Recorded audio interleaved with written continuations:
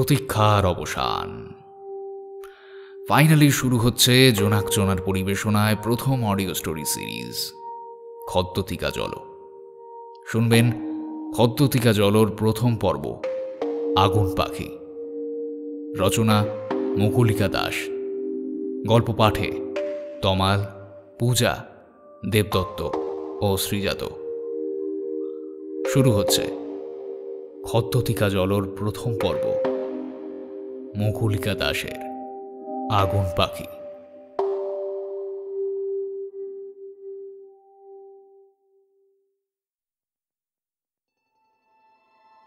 অদ্ভুতভাবে ছবিটার দিকে তাকিয়ে আছে জ্যোতি। তুঁতে রঙের দেওয়ালটা জুড়ে 4 ফিট বাই 3 ফিটের 3টে ক্যানভাস জলজল করছে। তার থেকেও বেশি জলজলে ছবির ভেতর ছড়িয়ে থাকা জোনাকিদের দল। তারা বড্ড জীবন্ত, যেন ছুঁয়ে দিলেই জ্যোতির আঙুলের ডগায় এসে বসবে। 3টি ছবিতেই 3 নারীর জীবনের অন্তিম সময়ের বর্ণনা করা হয়েছে। প্রতিটা ছবিতেই নারী দগ্ধ হয়ে পুড়ছে আগুনে। সেই আগুনের রং বড় লালচে, সেই আগুনের বড় তেজ। সেখানে ধোঁয়ার কুণ্ডলিতে আকাশ কালো হয়ে যায়নি, ছড়িয়ে পড়েনি ছাই, বরং প্রতিটা আগুনের ফুলকি থেকে বেরিয়ে আসছিল অজস্র জোনাকি। তারা ক্রমশ ছড়িয়ে পড়ছে আশেপাশের বাতাসে। সমস্ত শাস্তি বিধানকারীরা হতবাক হয়ে চেয়ে আছে তাদের দিকে।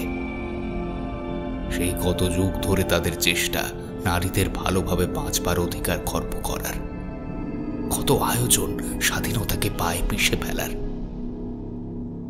এক একটা ছবিতে এক এক কারণে জ্বলছে নারীরা। প্রতি ছবিতেই নারীদের অন্তিম শ্বাস মিশে যাচ্ছে আগুনের লেলিহান শিখায়। কিন্তু তারা যেন মৃত হয়েও মৃত নয়। তাদের সবার প্রতিনিধি অজস্র জোনাকি। এই জোনাকিরাই যেন হারতে দেয়নি ওদের বাঁচার ইচ্ছে, স্বপ্ন পূরণের ইচ্ছে, আলোকে ছুঁয়ে আধার পেরোনোর ইচ্ছে। টুকরো টুকরো হয়ে যেন ছড়িয়ে পড়ছে জোনাকি হয়ে। কোন ছবি এত চলমান হতে পারে কি?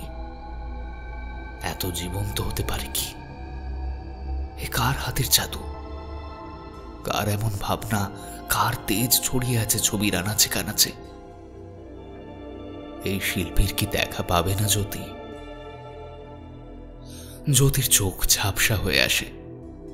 ও ভেবেছিল কাঁদতে কাঁদতে ওর চোখের জল ফুরিয়েছে বুঝি। কিন্তু একলা মেয়েদের চোখের জল ফুরোয় না কখনো। স্থির ছবিটাও তার ঝাপসা চোখে বায়োস্কোপের মতন যেন ঘুরে চলেছে তখনও। কোন একটা ঘোর তাকে টেনে নিয়ে যাচ্ছে প্রেক্ষাপটে। কত দূরে, কত গভীরে। ম্যাডাম একটু সরে দাঁড়ান প্লিজ, দেখতে অসুবিধা হচ্ছে। পেছন থেকে একটা পুরুষালী গলা পেয়ে সম্বিত ফেরে জ্যোতির। কতক্ষণ ধরে সে এইভাবে দাঁড়িয়ে আছে। হাতঘড়ির দিকে সঙ্গে সঙ্গে চোখ যায় জ্যোতির, আর সঙ্গে সঙ্গে একটা চাপা আতঙ্ক গ্রাস করে ওকে। ঘড়িতে সময় বলছে 5:30। বড্ড দেরি হয়ে গেছে ওর। এক্সিবিশন হল থেকে বেরোতে বেরোতে খানিকক্ষণ থমকে দাঁড়ায় জ্যোতি। এই অর্গানাইজেশনের মেম্বার, মানে যারা এই এক্সিবিশনের দায়িত্বে ছিল, তাদের সাথে একবার কথা বলাটা দরকার। ওই আর্টিস্টের ব্যাপারে জানতেই হবে ওকে। তার সাথে দেখা না করলে জ্যোতি ভেতর থেকে স্বস্তি পাবে না। জ্যোতি এরকম জেদ করে না কখনো। বাধ্য মেয়ের মতন জীবনের 18টা বছর সে কাটিয়েছে। কলেজ ভর্তির 5 মাস পেরিয়ে গিয়েও এতদিন অবধি কোনো রকম অবাধ্য হয়নি অভিভাবকের। সময় মতন কলেজে আসা, আবার কলেজ শেষে সোজা বাড়ি ফেরা, এই ছিল তার রোজকার রুটিন, অন্তত গতকাল অবধি। কিন্তু আজ কেন এরকম অস্থিরতা কাজ করছে?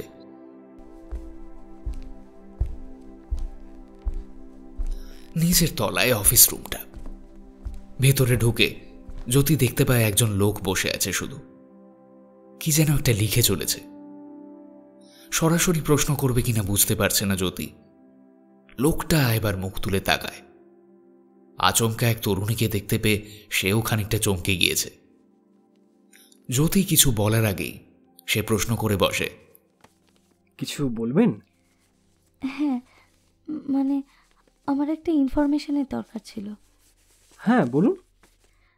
ওই এক্সিবিশন হলের 13, 14 আর 15 নম্বর ছবি কার আঁকা জানতে পারি? অফকোর্স, দাঁড়ান। লোকটা একটা রেজিস্ট্রির খাতার পাতা উল্টাতে থাকে। কিছুক্ষণ বাদে বলে, ওই আঁকাগুলো আর্টিস্ট মিস বনহের। আপনি কি কোনো ক্যানভাস কিনতে ইচ্ছুক? না না, কেনার জন্য নয়। আঁকাগুলোর মধ্যে এত ম্যাজিক্যাল ব্যাপার রয়েছে যে আমি আসলে আর্টিস্টের সাথে দেখা করতে চাই। মানে কন্ট্যাক্ট নাম্বারটা যদি পেতাম। সরি, আমরা এভাবে কন্ট্যাক্ট নাম্বার তো কাউকে প্রোভাইড করতে পারি না, মানে বিনা অনুমতিতে। আর আমি যেটুকু জানি উনি পাবলিসিটি পছন্দ করেন না, আড়ালে থেকে কাজ করতে ভালোবাসেন। আমি পাবলিসিটি করব না, আমি শুধু কথা বলতে চাই, একবার হলেও।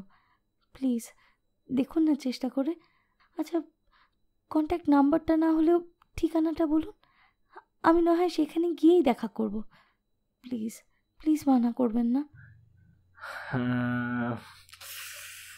আপনি এমন সব অনুরোধ করছেন, এসব আমাদের নিয়ম বিরুদ্ধ। প্লিজ, ওনার সাথে দেখা হওয়াটা আমার খুব জরুরি, একটু চেষ্টা করুন না।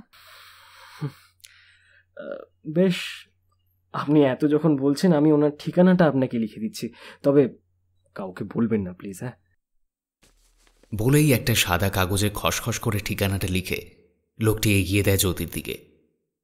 থ্যাঙ্কস, কেউ কিচ্ছু জানতে পারবে না, আপনি একদম নিশ্চিন্ত থাকুন। ঠিকানা লেখা কাগজটা ব্যাগে ঢুকিয়ে তাড়াতাড়ি বেরিয়ে পড়ে জ্যোতি।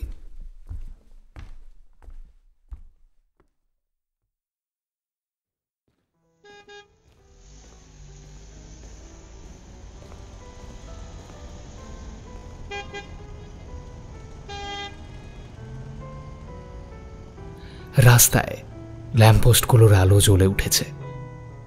সন্ধ্যের মুখে প্রবেশ করতে চলেছে শহর। ক্লান্ত মানুষদের ঘরে ফেরার দৌড়ে সামিল হয় জ্যোতিও।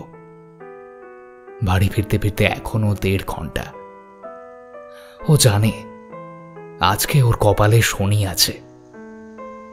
ভেতরটা একটা আশঙ্কায় কেঁপে কেঁপে উঠছে মাঝে মাঝে। নিজেকে বোঝাচ্ছে বারবার, কি হবে বড়জোর, নতুন করে আর কি বা হতে পারে। 10 বছর ধরে যা চলছে তার চাইতে খারাপ কিছু তো আর হবে না। কিন্তু ওই খারাপটুকুই যে বড্ড খারাপ, বড্ড নোংরা। দম বন্ধ হয়ে আসছে জ্যোতির। বাসের জানলা খুলে বাইরের দিকে তাকায় জ্যোতি। ওভারব্রিজের ওপর দিয়ে বাস ছুটে চলেছে। দূরে উঁচু উঁচু বিল্ডিংগুলোয় সাদা হলদে আলো জ্বলছে টিম টিম করে। হঠাৎ জ্যোতির মনে পড়ে সেই ক্যানভাসগুলোর কথা, তাতে ছড়িয়ে থাকা অজস্র জোনাকির কথা। আচ্ছা, এই নির্জীব শহরের বুকে সেই জোনাকিগুলোও কি ক্রমশ উঠতে ভুলে যাচ্ছে? তারাও কি 4 দেওয়ালের মাঝেই আটকে থাকে, আর কি বেরোতে পারে না? মনটা আরো খারাপ হয়ে যায় ওর। চোখটা আর্দ্র হয়ে আসে আবার। জানলা থেকে মুখ ফিরিয়ে নেয় ও।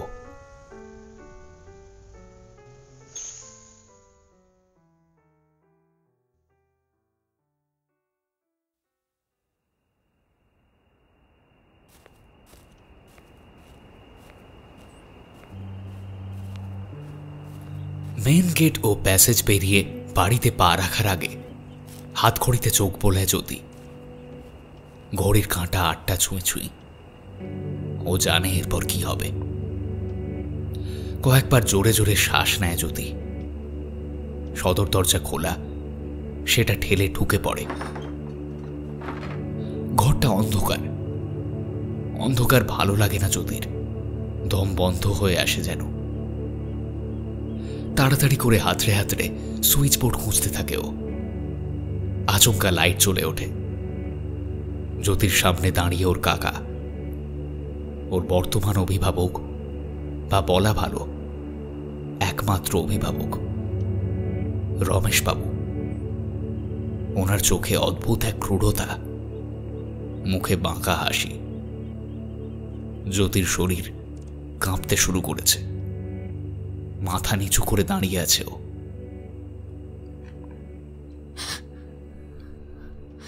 কটা বাজে গুড়িয়া? তুমি কি আমার তৈরি নিয়ম ভুলে গিয়েছ? হ্যাঁ, না না, আসলে একটা এক্সট্রা ক্লাস ছিল তাই। তাই কি? তাই- হ্যাঁ, এক্সট্রা ক্লাস? এত ক্লাস করে কি হবে? রাত করে বাড়ি ফিরতে গিয়ে যদি একটা বিপদ হয়ে যায়, তাহলে কি তোমার প্রফেসররা আসবেন বাঁচাতে? বলো।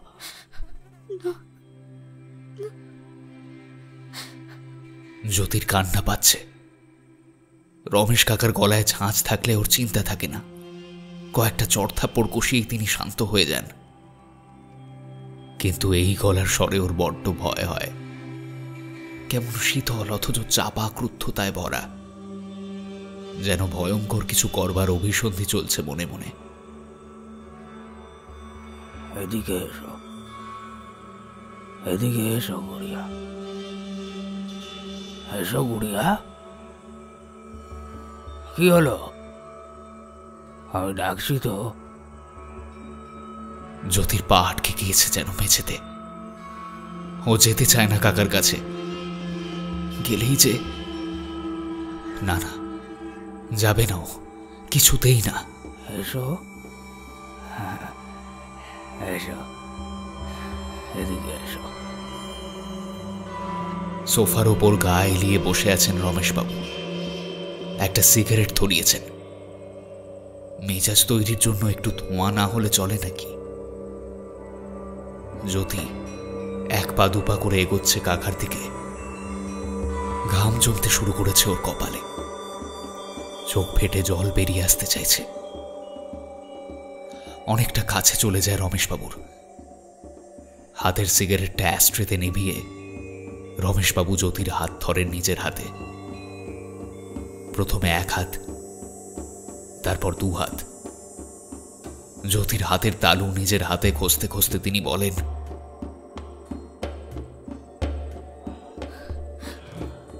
গুড়িয়া,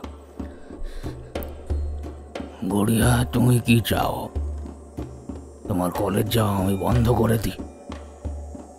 এই চার দেওয়ালে আটকে রাখি সারা জীবনের জন্য?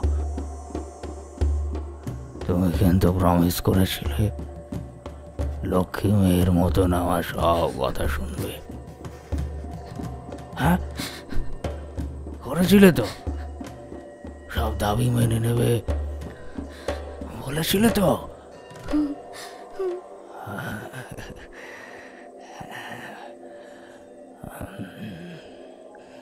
জ্যোতি চোখ বুজে আছে। ওর চারপাশে গভীর এক আঁধারের বলয় নামছে যেন ক্রমশ। রমেশবাবুর হাত ক্রমশ জ্যোতির হাত ছাড়িয়ে কাঁধে উঠতে থাকে, তারপর নামতে থাকে নিচে। জন্তুর মতন খসখসে হাত দুটো খুঁজতে থাকে নরম কিছু। জ্যোতি চোখ বন্ধ করে নেয়, ঠোঁট কামড়ে ধরে দাঁত দিয়ে। হাতের মুঠো শক্ত হয়ে আসে ওর। এই যে এত সুন্দর শরীর তোমার, কত মানুষের নজরে আসে বলো তো? তুমি কি জানো না, রাত বাড়তে বাড়তে সব মানুষ কেমন হিংস্র হয়ে ওঠে? তোমাকে নিয়ে আমার যে বড় ভয় গুড়িয়া।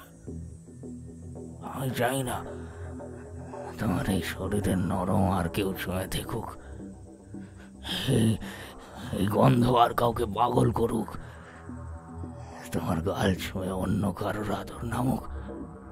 আমি চাই না গুড়িয়া, আমি সহ্য করতে পারবো না।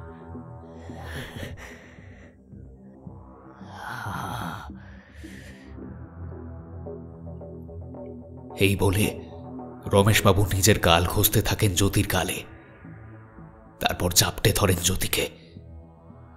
এসব সময় জ্যোতি কেমন পাথর হয়ে যায়।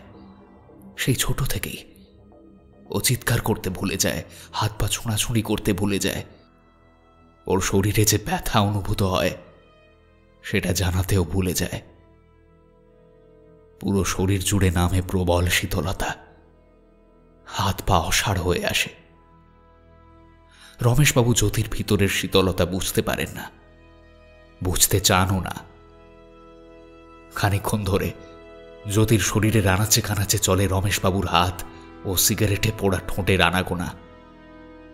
আর মাঝে মাঝে কানের কাছে ফিসফিসিয়ে বলে ওঠেন, যা আমার তা শুধুই আমার, বুঝলে গুড়িয়া? একটা সময় পর শান্ত হন রমেশবাবু। আস্তে আস্তে নিজের নাকপাশ থেকে মুক্ত করেন জ্যোতিকে। নিজের পোশাক ঠিক করতে করতে জ্যোতির দিকে তাকান।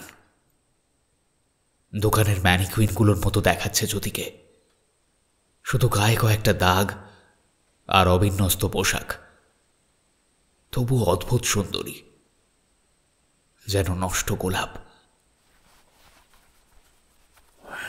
যাও গুড়িয়া, নিজের ঘরে যাও। জ্যোতি ধীর পায়ে এগিয়ে যায় নিজের ঘরে। ঘরে ঢুকেই দরজা বন্ধ করে দেয় জ্যোতি। তাড়াতাড়ি করে খুলতে থাকে পরনের পোশাক। আয়নায় নিজেকে আবরণহীন অবস্থায় দেখে ও। শরীরের কয়েক জায়গায় আঁচড় আর কামড়ের দাগ। সেসব জায়গায় হাত বোলাতে বোলাতে নিজেকে বড্ড সস্তা মনে হয় ওর। মনে মনে অভিযোগ জানায় ওর বাবা মাকে, কেন তাকে এই নরকে ফেলে গিয়েছে তারা, কেন? বাথরুমে দৌড়ে ঢোকে জ্যোতি। শাওয়ার, জলের কল দুটোই খুলে দেয়। তারপর কাঁদতে থাকে, খুব কাঁদতে থাকে। শাওয়ার থেকে নেমে আসা জলের ধারায় নিজের শরীরটাকে বারবার ধুতে থাকে ও। কত বছর ধরে এটাই অভ্যেস হয়ে গেছে ওর। বারবার জল দিয়ে ধুলেও এই ক্ষত যায় না। এগুলো জমতে থাকে পাথরের মতন। জীবনকে, বেঁচে থাকাকে আরো ভারী করবার জন্য।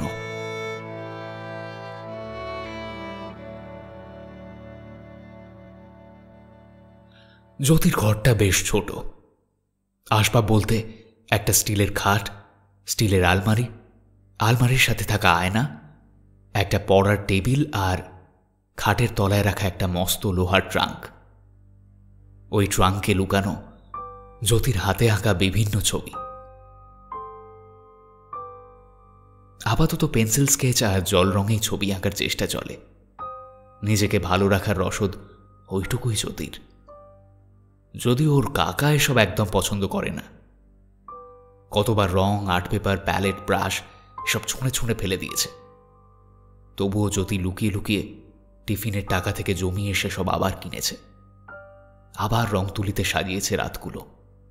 আবার নষ্ট করেছেন রমেশবাবু। একদিন তো রাগ করে পেন্সিলের শীষ ঢুকিয়ে রক্তাক্তও করেছে জ্যোতির হাত। কিন্তু ও থামেনি। ট্রাঙ্কটায় তালা দেওয়া থাকে সবসময়। প্রত্যেকদিন চাবি সাথে করে নিয়ে বের হয়। কাকা অবশ্য জিজ্ঞেস করে মাঝে মাঝে জ্যোতির আঁকা নিয়ে। ও মিথ্যে বলে। এখন রাত 11টা। দরজাটা ভালো করে বন্ধ করা কিনা দেখে নেয় জ্যোতি। এই সময় রমেশবাবু আকণ্ঠ মদ গিলে নিজের বিছানায় পড়ে থাকেন উপুর হয়ে। এই সময়টুকুরই অপেক্ষা থাকে রোজ জ্যোতির। আজ অনেকদিন বাদে আবার রং তুলি সাজিয়ে বসেছে ও। একটা বড় চার্জার লাইট জ্বালিয়ে বসেছে। ঘরের লাইট জ্বালানোর উপায় নেই, কাকা সন্দেহ করতে পারে। ওর বিছানার পাশেই বড় খোলা জানলা, সেটা রাত্রি করেও খুলে রাখে। জ্যোতিদের বাড়িটা এলাকার এক ধারে। আশেপাশে তেমন বাড়িঘর নেই, থাকলেও খানিকটা দূরে দূরে। জানলা দিয়ে দেখা যায় মজে যাওয়া ছোট্ট পুকুরের খানিকটা আর ঘন ঝোপঝাড়। রাত পাড়ে, জানলা দিয়ে ঠান্ডা হাওয়া আসে, আর আসে জোনাকিদের দল। জানলা খুলে সেই ঝোপের দিকে খানিকক্ষণ তাকিয়ে থাকে জ্যোতি। অজস্র আলোর বিন্দু নেচে বেড়াচ্ছে বাইরের আধার জুড়ে। তারা কেউ স্থির নয়, উঁচু উঁচু ফ্ল্যাট বাড়িতে জ্বলতে থাকা হলদে আলোর মতন তারা চঞ্চল। জোনাকিদের উড়ে বেড়ানো দেখতে খুব ভালো লাগে ওর। জ্যোতির মনে হয় ওর আঁধার জীবনে আলো জ্বালানোর চেষ্টা করে ওই জোনাকিরা। ফিসফিসিয়ে জোনাকিদের আহ্বান করে জ্যোতি, এই তোরা আসবি না আমার কাছে? আধারেই ঘুরে মরবি বুঝি?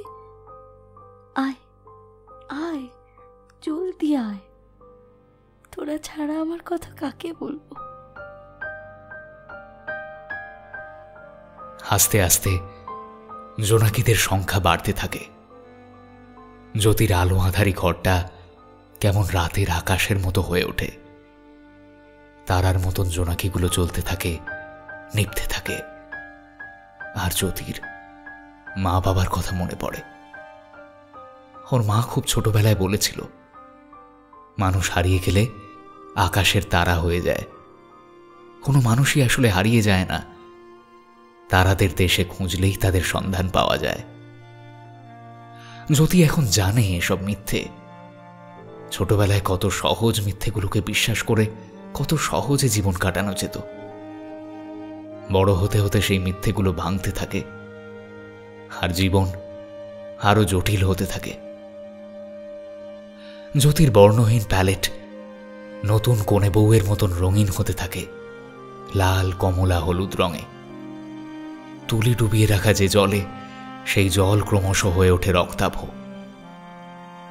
জ্যোতির চোখ দিয়ে তখনও গড়িয়ে পড়ছে নোনা জল। বারবার চোখ মুছে নিচ্ছে ও।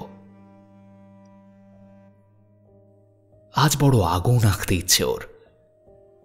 এমন কোন আগুন যে আগুন নেভে না, যে আগুন আধার গিলে খায়, গলা টিপে ধরে পিশাচদের, যে আগুন উষ্ণ করে জ্যোতির মতন ঠান্ডা হয়ে আসা অর্ধমৃত মেয়েদের, যে আগুনের ফুলকি থেকে জন্ম নেয় অজস্র জোনাকি।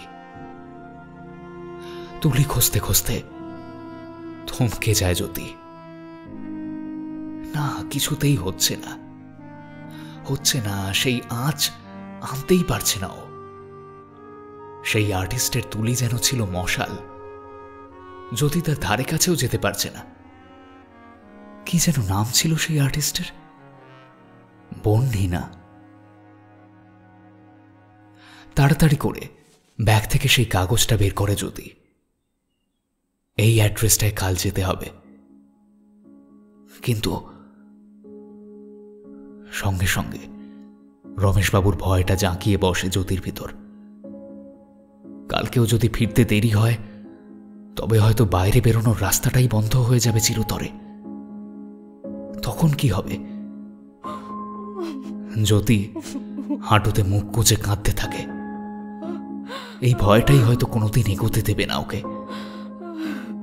কাঁদতে কাঁদতে ক্লান্ত হয়ে পড়ে জ্যোতি। ছড়িয়ে থাকে ওর আঁকার সরঞ্জাম। আস্তে আস্তে এলিয়ে পড়ে বিছানার উপর। চার্জারটা বন্ধ হয়ে যায় খানিক বাদে। ওর আশেপাশে জোনাকিরা ভিড় করতে থাকে, যেন ওরাই ওর হারিয়ে যাওয়া সব প্রিয় মানুষেরা। ওরা জ্যোতিকে ভাসিয়ে নিয়ে চলে জোনাকিদের দেশে। তন্দ্রা ঘোরে হেসে ওঠে জ্যোতি।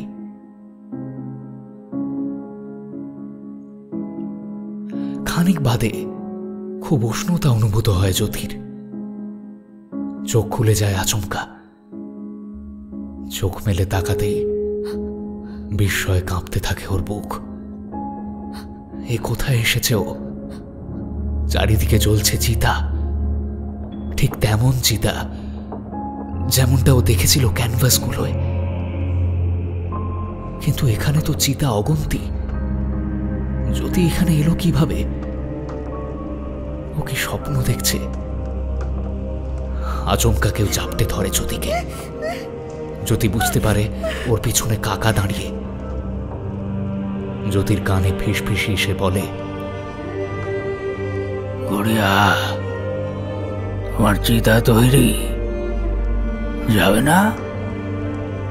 তোমার মা বাবাকে যেখানে দাহ করা হয়েছিল ঠিক সেখানেই সাজিয়েছি তোমার চিতা। এসো গুড়িয়া, এসো এসো। না না না, আমি কোথাও যাব না, আমি কোথাও যাব না, আমাকে ছেড়ে দাও, আমাকে ছেড়ে দাও প্লিজ। তুমি আবার মানা করছো আমায়? তুমি কি তোমার শাস্তি ভুলে গেছো? না না না, প্লিজ প্লিজ ছেড়ে দাও, আমাকে ছেড়ে দাও। আমি মরতে চাই না, আমি মরতে চাই না, প্লিজ। তোমার নিস্তার নেই গুড়িয়া, তোমার নিস্তার নেই। রমেশবাবুকে ধাক্কা দিয়ে সরিয়ে দৌড়তে থাকে জ্যোতি। চারদিকে জ্বলন্ত চিতার রং যেন আরো লাল হতে শুরু করেছে। লালাভ আগুন যেন আরো ফুঁসে উঠছে, যেন গিলে খেতে চাইছে জ্যোতিকে। পিছনে রমেশবাবু চিৎকার করছে, কোথায় পালাবে গুড়িয়া? তোমার তো আর আশ্রয় নেই।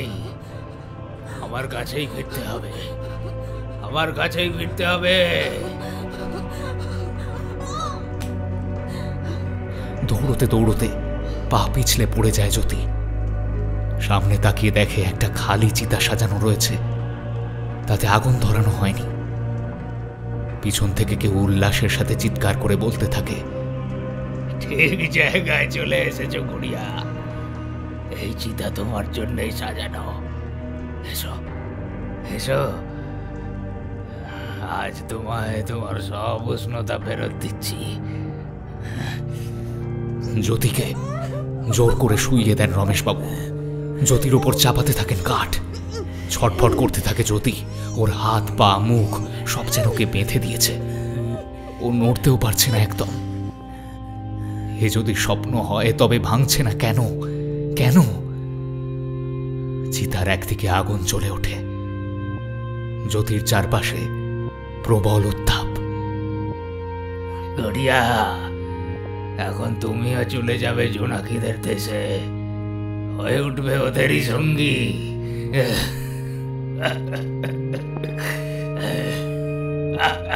জোরে জোরে হেসে ওঠেন রমেশবাবু। গড়িয়া, গড়িয়া, চোখ বুজে ফেলে জ্যোতি। ভয়ে কুঁকড়ে যায় ও। গড়িয়া, গড়িয়া, গড়িয়া, গড়িয়া, এই গড়িয়া, এই গড়িয়া। হ্যাঁ হ্যাঁ, গড়িয়া, দরজা খোলো। ঠিক আছো তুমি? আমি ঠিক আছি, আমি ঠিক আছি। তাড়াতাড়ি বাইরে এসো, আজ তোমায় একটু আগে কলেজে ছেড়ে দিয়ে আসবো, কাজ আছে আমার। আচ্ছা। উফ, হাঁপ ছেড়ে বাঁচল। এতক্ষণ তবে সত্যি সত্যি স্বপ্ন দেখছিল। জ্যোতির পুরোপুরি হুঁশ ফিরল এবার। বিছানা জুড়ে তখনও আঁকার সরঞ্জাম। এসব দেখলে কাকা আর আস্ত রাখবে না। জ্যোতি তাড়াতাড়ি করে সবকিছু গুছিয়ে নেয়। মনে মনে খানিক খুশি সে। আজ কলেজে তাড়াতাড়ি যেতে পারবে। ভালোই হলো, আর্টিস্ট বন্যের সাথে দেখা করতে সুবিধে হবে।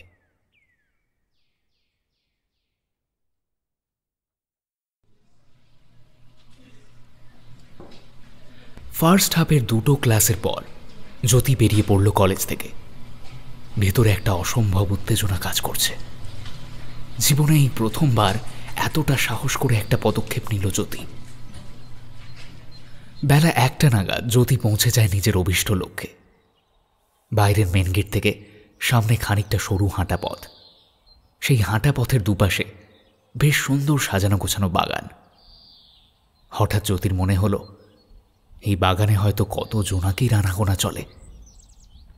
আচ্ছা, জ্যোতির মতো জোনাকিরা বন্যেরও বন্ধু? কাকে চাই? একটা বাচ্চা ছেলের আওয়াজে চমকে ওঠে জ্যোতি। সদর দরজা খুলে ছেলেটা যে কখন বেরিয়ে এসেছে খেয়ালই করেনি ও। আজকাল সব কিছুতেই বেশি ভাবতে বসে ও। এটা কি আর্টিস্ট বনহির ঠিকানা? হ্যাঁ, আপনি কে? আমি জ্যোতি সেন। আমি ম্যাডামের একজন গুণমুগ্ধ ভক্ত, মানে ফ্যান আর কি। কিন্তু আপনি এখানে কি করছেন? আমি ওনার সঙ্গে দেখা করতে এসেছি। ওনাকে একটু খবর দাও না ভাই। কিন্তু দিদি তো কারোর সাথে দেখা করেন না। ওনাকে বলো আমার খুব দরকার। আমার বাঁচা মরা নির্ভর করছে এতে। সে কি, আপনি অসুস্থ নাকি? হ্যাঁ, অনেকটাই। একটু বলো না ভাই ম্যাডামকে। আমি বেশি সময় নেব না, কয়েকটা প্রশ্ন করেই চলে যাব। আচ্ছা আচ্ছা, ঠিক আছে, আপনি একটু অপেক্ষা করুন, আমি দেখছি। এই বলে ছেলেটি ভেতরে চলে যায়। জ্যোতি বাড়ির আশপাশটা দেখতে থাকে। বাড়িটায় অসম্ভব শান্তি আছে, সেটা এখানে দাঁড়িয়েই বুঝতে পারছে ও। খানিকক্ষণ বাদে ছেলেটি ফিরে এসে বলে, হ্যাঁ, আপনি ভেতরে আসুন।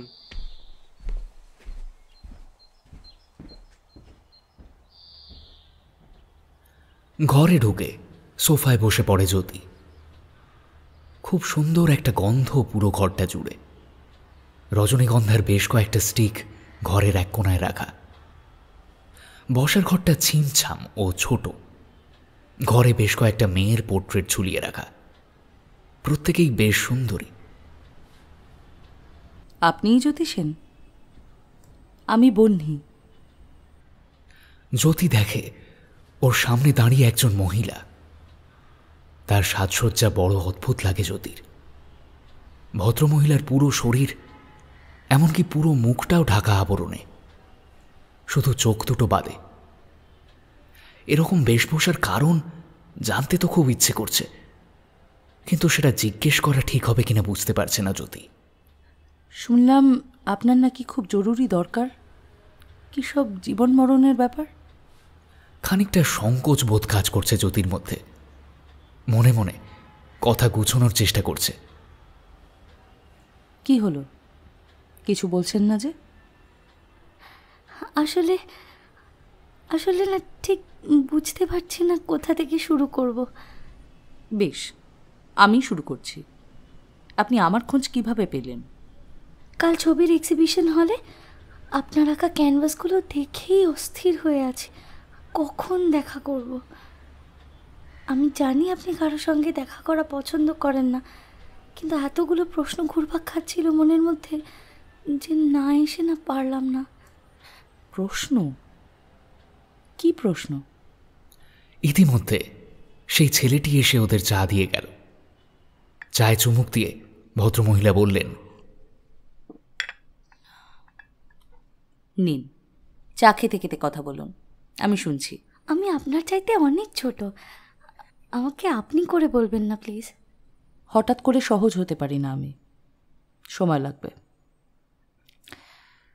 তা কি বুঝলেন আমার ছবি দেখে? চায়ের কাপে চুমুক দিতে দিতে জ্যোতি ভদ্রমহিলার চোখের দিকে তাকিয়ে থাকে অনেকক্ষণ। কি যেন আছে ওই চোখে, যেটা সাধারণ মানুষের চোখে থাকে না। জোনাকি।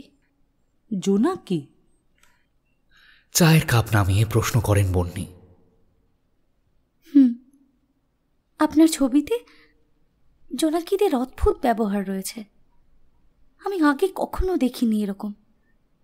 আর প্রতিটি ছবি না খুব উজ্জ্বল, আগুন আর লাল রঙের দারুণ ব্যবহার করেছেন। আপনার অবজারভেশন পাওয়ার তো বেশ ভালো। আপনিও কি আর্টিস্ট? না না, আমি সামান্য আঁকিয়ে, মানে দেখুন, সামান্য বলে কিছু হয় না। নিজের উপর আত্মবিশ্বাস থাকলে নিজের কাজের কদর আগে নিজেকে করতে হবে, তারপর বাইরের লোকেরা করবে। দারুণ বললেন তো। আচ্ছা, এবার বলুন তো আপনি ঠিক কি জানতে চান? আপনার ছবিতে জোনাকিদের এত আনাগোনা কেন? ভালো প্রশ্ন। তবে এটা বলার আগে আমি এটা জানতে চাই যে জোনাকি আপনার চোখে কি? আমার মতে জোনাকি একটা ঠান্ডা আলো, যে আগুন হতে চেয়েছিল। বাহ বাহ, আর কিছু? জোনাকি স্বপ্নও হতে পারে। যে মেয়েগুলোকে হত্যা করা হচ্ছে তাদের অপূর্ণ ইচ্ছে, স্বপ্নগুলো হয়তো জোনাকি হয়ে মিলিয়ে যাচ্ছে। ঠিক ধরেছেন। এবার এটা বলুন যে জোনাকি নিয়ে আপনার এত আগ্রহ কেন? কারণ ওরাই আমার বন্ধু। আমার তো আর কোনো বন্ধু নেই, ওই জন্যই তো আপনার কাছে ছুটে এসেছি আমি। যে জোনাকিদের বুঝতে পারে সে আমাকেও বুঝবে, আর তিনিই পারবেন আমার সঠিক রাস্তা দেখাতে। কি বিষয় বুঝবো? জ্যোতি এবার চুপ করে যায়। বেশি বাড়াবাড়ি হয়ে যাচ্ছে না তো? একজন অপরিচিতের কাছে নিজের জীবনের সবটা খুলে বলা কি ঠিক? কি ভাবছেন? আসলে কথাগুলো এমন যে কখনো কাউকে বলিনি তো। কাল মনে হয়েছিল আপনাকেই শুধু বলতে পারবো, কিন্তু এখন কেমন যেন একটা সংকোচ কাজ করছে। বেশ, সময় নিন, তাড়াহুড়ো কিসের? আমি তো আছি। সত্যি? বেশ, আজ উঠি ম্যাডাম, কালকে না হয় আবার আসবো। বেশ। জ্যোতি উঠে দাঁড়ায়, দরজার দিকে এগোতে থাকে। হঠাৎ বন্যি ডাকেন ওকে। শোনো। বলুন। আজ থেকে শুধু জোনাকিরা নয়, আমিও তোমার বন্ধু। কাল দেখা হবে। জ্যোতি এক রাশ মুগ্ধতা নিয়ে তাকিয়ে থাকে বন্যির চোখের দিকে। জ্যোতি ভেতর থেকে অনুভব করে ওই দৃষ্টিতে ভরসা করা যায়। আজ আর বাড়ি ফিরতে দেরি করে না জ্যোতি। স্বাভাবিকভাবেই রমেশবাবুর দৃষ্টিতে প্রসন্নতা। কালকের ওষুধে কাজ দিয়েছে, তবে মনে মনে এই ভেবে খুশি তিনি। সন্ধ্যায় পড়াশোনা করতে বসে কিছুতেই মন লাগছে না জ্যোতির। ক্লাস বাদ গিয়েছে আজকে। দরকারি নোটসগুলো যে নিয়ে নেবে এখনই, তারও উপায় নেই। জ্যোতির স্মার্টফোন নেই। কাকা তাকে স্মার্টফোন ব্যবহার করতে দেন না। তিনি চান না জ্যোতি কোনোভাবে সোশ্যাল মিডিয়ার সাথে যুক্ত থাকুক।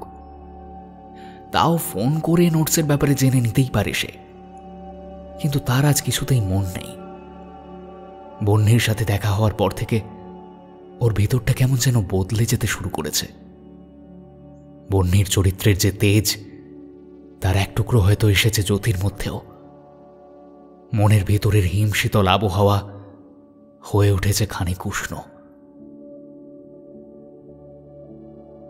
খোলা জানলা দিয়ে আজও জোনাকিরা ঢুকেছে জ্যোতির ঘরে। আজ চার্জার লাইটটা নিভিয়ে দেয় জ্যোতি। অন্ধকার নেমে আসে ঝুপ করে। তবে আজ ভয় লাগছে না। জ্যোতির কল্পনায় আসে একজোড়া চোখ। সেই চোখে আশ্রয় খুঁজতে ইচ্ছে করছে ওর। সেই দৃষ্টির ছায়ায় জুড়োতে ইচ্ছে করছে। আজ কত অল্প আলাপ হলো, তাতে কি আর মন ভরে? জোনাকিদের আনাগোনা বাড়ে। জ্যোতির ক্রমশ মনে হতে থাকে ও যেন বন্যির নজরের বলয়েই রয়েছে। আজ খুব শান্তিতে ঘুমোবে সে।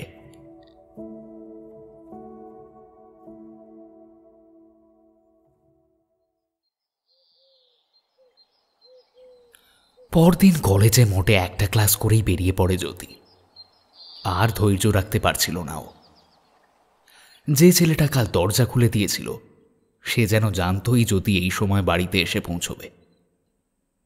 জ্যোতি বসার ঘরে বসে অপেক্ষা করছিল। খানিক বাদে ছেলেটি এসে বলল, দিদি আপনাকে স্টুডিওতে নিয়ে যেতে বলেছে, আসুন। জ্যোতি অবাক হয়। এত তাড়াতাড়ি সোজা বন্যির আর্ট স্টুডিওতে যাওয়ার সুযোগ পাবে সে? এ তো একদম আশাই করেনি।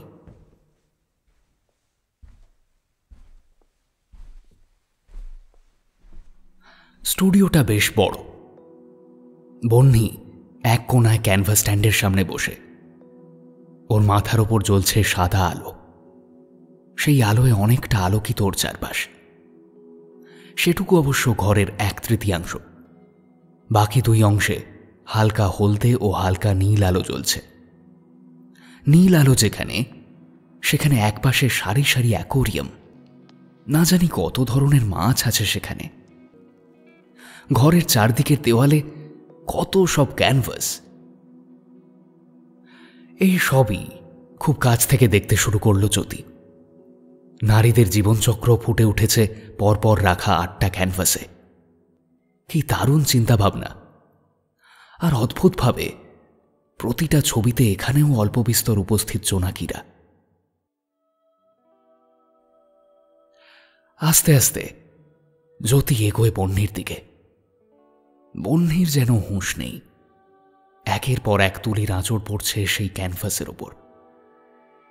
জ্যোতি বহ্নির দিকে তাকিয়ে থাকে, কোনো শব্দ করে না। ও জানে, শিল্পী যখন কিছু সৃষ্টি করে তখন সে বাস্তব আর পরাবাস্তব জগতের মাঝে অবস্থান করে। তার শিল্প সত্তা তখন ভাসমান অবস্থায় বিরাজ করে ঈশ্বরের সৃষ্ট সবচেয়ে সুন্দর জগতে, যেখানে শিল্পীর শুধু একার অধিকার, কারো কোনো অনুপ্রবেশের জায়গা নেই। কোনো শিল্পীকে তার শিল্প সৃষ্টির সময়ই বুঝি সবচেয়ে সুন্দর লাগে। কতক্ষণ এইভাবে ঠায় দাঁড়িয়েছিল জানে না জ্যোতি। অপূর্ব এক আঁচ তার ভিতরে কি যেন গলিয়ে দিচ্ছিল। বছরের পর বছর অন্ধকার কূপে বন্দি কয়েদি হঠাৎ এক চিলতে রোদ্দুর আসতে দেখলে যেমন উল্লসিত হয়, তেমনভাবে আনন্দিত হচ্ছে সে। মরতে থাকা মুক্তির ইচ্ছে আবার মাথা চাড়া দিয়ে উঠেছে যেন।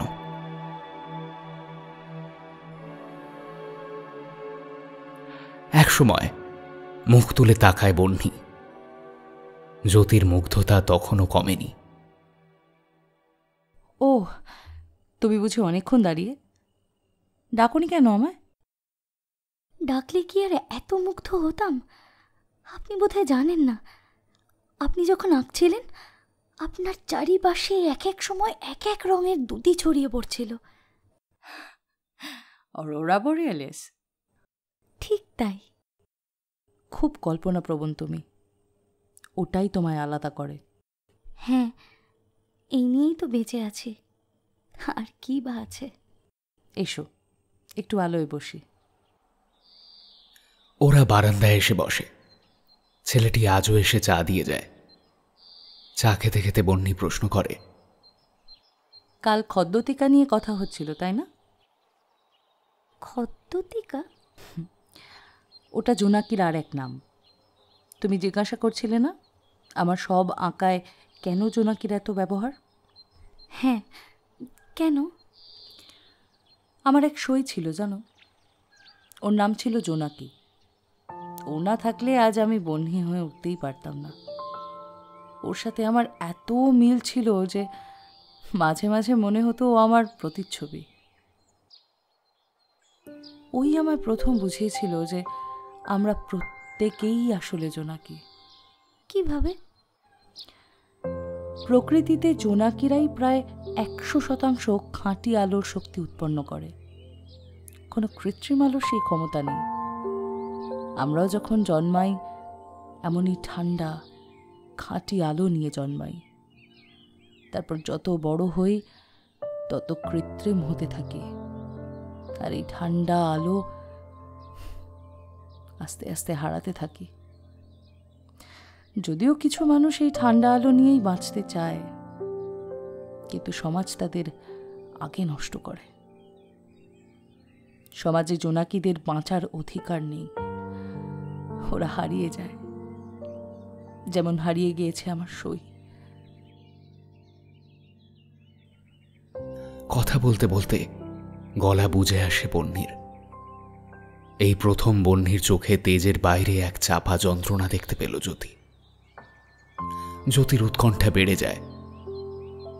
আচ্ছা, জোনাকির কি হলো? ও কোথায় এখন? বেশ কয়েকদিন দেখা না হওয়ায় এক বিকেলে ওর বাড়িতে গেলাম।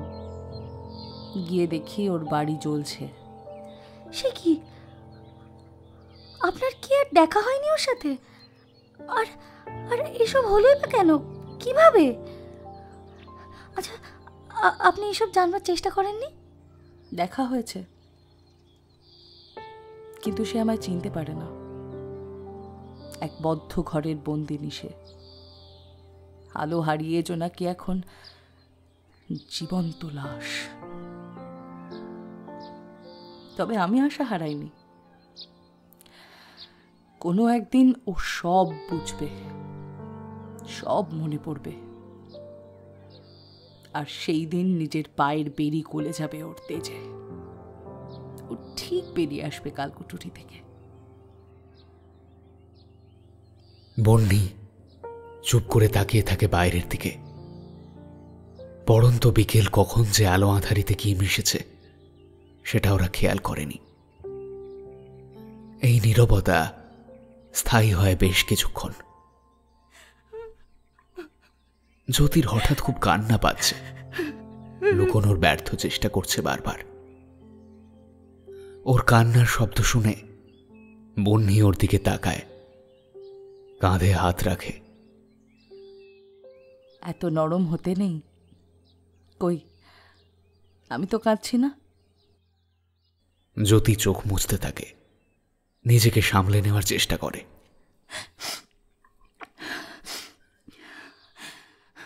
যা, তোমার গল্পই তো শোনা হলো না। আচ্ছা, এক কাজ করো,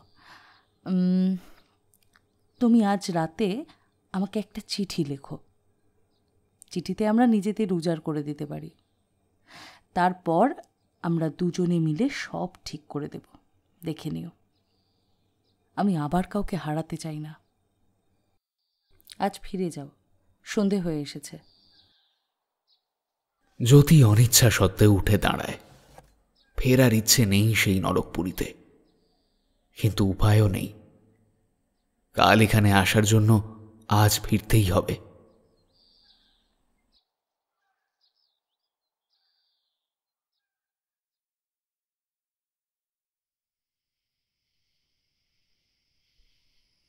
বাড়িতে এসে যখন পৌঁছল জ্যোতি, তখন রাত 8:30 বাজে। রাস্তায় বাসে কি একটা সমস্যার জন্য মাঝপথে নামতে হয়, সেখান থেকে আবার 2 বার অটো বদলে তারপর আসা। ও জানে কাকা ওকে আজকেও ছাড়বে না। বেশ কয়েকবার ফোনও করেছিল, কিন্তু ধরেনি। ও ইচ্ছে করেনি ফোন ধরতে। কিন্তু আজ অনেকটা ভয় কমে গিয়েছে ওর। না জানি কেন বন্যির সাথে দেখা করার পর থেকে সাহস ব্যাপারটা জেগেছে ওর ভেতর। ও সিদ্ধান্ত নিয়েইছে আজ যাই হয়ে যাক কাকার কোনো অন্যায় মেনে নেবে না। আর না। কলিং বেল টিপতেই কাকা দরজা খুলে দেয়। জ্যোতি আর চোখে তার দিকে তাকিয়ে বোঝার চেষ্টা করে বর্তমান পরিস্থিতি, কিন্তু বুঝতে পারে না। কাকার নির্লিপ্ততা ওকে অস্বস্তি দিচ্ছে বটে, কিন্তু তা নিয়ে মাথা ঘামায় না। ও চুপচাপ নিজের ঘরে ঢোকে। দরজা আটকেই স্বস্তির শ্বাস ফেলে। যাক, আশঙ্কার মেঘ কেটে গিয়েছে। তাড়াতাড়ি ফ্রেশ হয়ে জ্যোতি সোজা বসে যায় খাতা কলম নিয়ে। বেশ লম্বা একটা চিঠি লিখবে আজ। ছোটবেলায় ওর চিঠি লেখার অভ্যেস ছিল বটে, কিন্তু সেটা চলে গিয়েছে কবেই। আসলে চিঠি লেখার মানুষও তো থাকতে হবে। সাদা কাগজে প্রথমে চলে কাটাকুটি। কোথা থেকে শুরু করবেও? ছোটবেলার সেই সুখের দিনগুলো থেকে, যখন বাবা মায়ের আদরে ছিল তার একার রাজত্ব, নাকি সেখান থেকে শুরু করবে যেদিন হঠাৎ কাকা জানালো বাবা মায়ের অ্যাক্সিডেন্ট হয়েছে, তারা আর নেই। কাকার সাথে সেদিন ঘুরতে বেরিয়েছিল জ্যোতি। আজও আফসোস হয়, না বেরোলেই পারত সেদিন। অন্তত মা বাবাকে শেষবার দেখতে পেত। আবার কান্না পাচ্ছে জ্যোতির। জল গড়িয়ে পড়ে তার লেখা কালো শব্দগুলোর ওপর। চোখ মুছে আবার লিখতে শুরু করে। ও হোক এলোমেলো, তবু সবটাই লিখবে। যেখান থেকে খুশি সেখান থেকেই লিখবে ও। লিখতে লিখতে ভাবুক হয়ে পড়ে জ্যোতি। খুব বন্যির কথা মনে পড়ছে। আচ্ছা, বন্যির জোনাকি কেমন ছিল দেখতে? বন্যি যেভাবে জোনাকিকে মনে রেখেছে, জ্যোতিকে কি রাখবে? অতটাই কি ভালোবাসবে? ইস, বন্যির মোবাইল নাম্বারটা যে কেন নিতে ভুলে যায় ও। আচমকা দরজায় টোকা পড়ে। চমকে ওঠে জ্যোতি। তাড়াতাড়ি বালিশের তলায় কাগজ কলম লুকিয়ে দরজা খোলে। কাকা দাঁড়িয়ে, মুখে আবার সেই অদ্ভুত হাসি। আজকে আরো কদাকার দেখাচ্ছে যেন। জ্যোতি ঢোক চিপে সাহস করে বলে, কাকা কিছু বলবে? ডিনার টাইম হয়ে গেছে তাই না? তুমি আমার কথা শুনবে না বলেই সিদ্ধান্ত নিয়েছ, তাই না গুড়িয়া? না না কাকা, আসলে আজ মাঝপথে বাস নষ্ট হওয়ায়। চুপ! মনে আছে তুমি যখন ক্লাস 8-এ তোমার এক বন্ধু হয়েছিল, কতবার বারণ করেছিল ওর সাথে মিশবে না, কথা বলবে না? তুমি শোনোনি? ওই লুকিয়ে লুকিয়ে দেখা করেছিলে ফুচকা খেতে ওর সাথে, মনে আছে? ওই ছেলেটার খুব বাজেভাবে মাথা ফেটেছিল, তাই না? তারপর ওর পরিবার চলে গেছিল এলাকা থেকে, মনে আছে গুড়িয়া? যদি মনে থাকে তাহলে এটাও নিশ্চয়ই মনে আছে যে সেদিন কি শাস্তি দিয়েছিলাম তোমায়। পুরো শরীরে ঠিক কতগুলো বেতের ঘা পড়েছিল তোমার মনে আছে? ঠিক কতদিন এই কামরায় বন্দি ছিলে তুমি? তোমার পুরো চুল যে কেটে নিয়েছিলাম, মনে পড়ে সেসব? জ্যোতির চোখে ধীরে ধীরে ক্রোধ জন্মাতে শুরু করেছে। শুভ্র ছিল ওর অঙ্ক ব্যাচের বন্ধু, ওর সবচেয়ে ভালো বন্ধুদের একজন। শুভ্রর একটা দুর্ঘটনায় মাথা ফেটেছিল, সেটা জানে জ্যোতি। শুভ্র ওকে না বলে আচমকা চলে যায়, সেটা খুব আঘাত দিয়েছিল জ্যোতিকে। এসবের পিছনে যে ওর কাকার হাত ছিল তা জানত না ও। ওই দিনের পর যে শুধু কাকা অত্যাচার করেছে তাই নয়, ওর সমস্ত টিউশনি ব্যাচ থেকে ছাড়িয়েও নিয়েছিল। বাড়িতে শুধু কাকার কাছেই পড়তে হতো। গুড়িয়া, মনে হয় সেই শাস্তি পাওয়ার দিনটা আবার চলে এসেছে। এতক্ষণ খেয়াল করেনি জ্যোতি কাকার হাতে ধরা সেই সরু বেত, যার আঘাতের ছাপ এখনো পিঠে বয়ে বেড়াচ্ছে জ্যোতি। শেষবার সুযোগ দিচ্ছি, আগামী 7 দিন তুমি এই ঘরে বন্দি থাকবে, আমার কথা মতো সব করবে। হ্যাঁ, তাহলে শাস্তি পাবে না। বলো, করবে তো? হ্যাঁ, করবে তো? বলো বলো, করবে? রমেশবাবুর মুখে বাঁকা হাসি ফুটে ওঠে। জ্যোতি জানে না হঠাৎ কি হলো, ঝাঁঝালো গলায় বলে উঠল, না, তোমার গুড়িয়া আর তোমার কথা শুনে চলবে না। এরকম প্রত্যুত্তর আশা করেননি রমেশবাবু। খানিকক্ষণ বিস্মিত চোখে তাকিয়ে থাকেন জ্যোতির দিকে। ধীরে ধীরে ক্রুদ্ধতা জমা হয় তার চোখে। হাতের মুঠো শক্ত হয়, হাতে ধরা বেতের ছড়ি নেমে আসে জ্যোতির দিকে। অন্যবার হলে ভয় গুটিয়ে যেত জ্যোতি, কিন্তু আজ অসম্ভব কোনো শক্তি জড়ো হয়েছে জ্যোতির শরীরে। বেতের আঘাত নিজের শরীরে পড়ার আগেই হাতের মুঠোয় শক্ত করে চেপে ধরে ছড়ি। অদ্ভুত তেজে সে তাকায় কাকার দিকে। রমেশবাবু বেশিক্ষণ তাকিয়ে থাকতে পারেন না সেই চোখের দিকে। হয়তো জীবনে প্রথমবার তিনি ভয় পেলেন। প্রথমবার কিছু বলতে গিয়ে তাঁর কণ্ঠ কেঁপে উঠল। এরকম দিন আসবে তিনি স্বপ্নেও ভাবেননি। ঘামতে শুরু করেছেন তিনি। ভাবছেন লাশ হয়ে যাওয়া একটা মেয়ের ভিতরে এত প্রাণ, এত তেজ এলো কোথা থেকে। জ্যোতির হাতের মুঠো আলগা হয়নি তখনও। রাগে ফুঁসছেও। রমেশবাবু নিজের মুঠো আলগা করে নেন। নিজেকে সামলে ঠান্ডা গলায় বলেন, খুব ভুল করলে খুড়িয়া, খুব বড় ভুল করলে। রমেশবাবু বেরিয়ে যান ঘর থেকে। জ্যোতি তখনও রাগে ফুঁসছে দরজার দিকে তাকিয়ে থাকতে থাকতে। কিছুক্ষণ বাদে দরজা বন্ধ করে দেয় সে। তারপর থেকে চিঠিটা বিরামহীনভাবে লিখে চলেছে জ্যোতি। অদ্ভুত এক মায়াজাল ওকে ঘিরে ধরেছে যেন। সব সত্য কথাগুলো কত সহজে মিশে যাচ্ছে কলমে আর কাগজে। জ্যোতি এটা খুব ভালোভাবে অনুভব করতে পারছে। বন্যির হাত ধরেই একমাত্র সেই নরক থেকে মুক্ত হতে পারে, তাছাড়া উপায় নেই।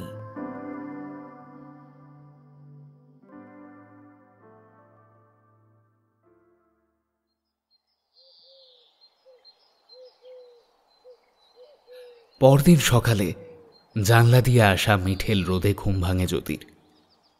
চোখ খুলতেই মাথার কাছে ভাঁজ করা চিঠিটা চোখে পড়ে ওর। তাড়াতাড়ি করে উঠে পড়ে জ্যোতি।